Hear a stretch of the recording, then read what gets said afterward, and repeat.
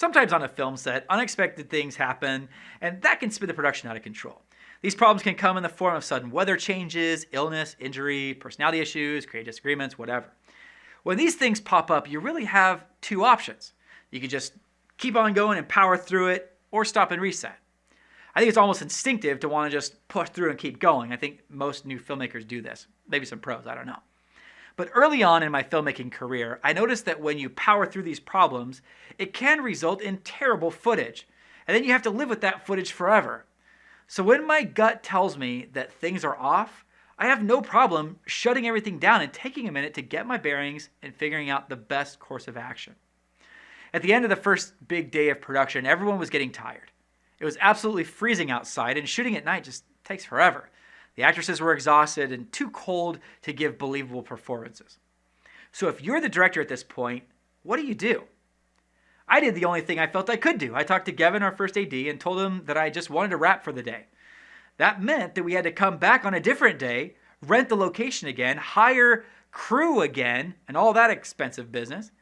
That was a huge gamble, and I probably lost some respect from the cast and crew for shutting down, but what's the alternative? To keep going and get horrible footage? No way.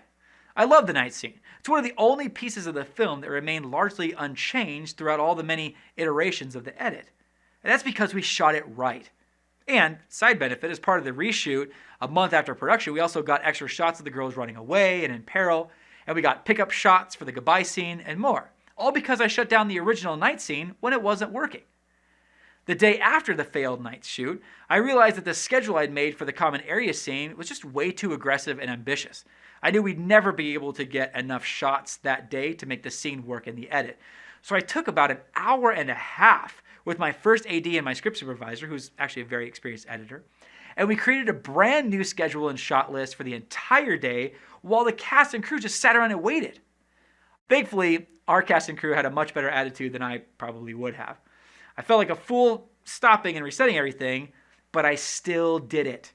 For me, stopping everything for a minute to make sure you're on the right track is better than rushing onward at full speed with a terrible plan. On a film set, every minute counts, and everyone's trying to go as fast as they can.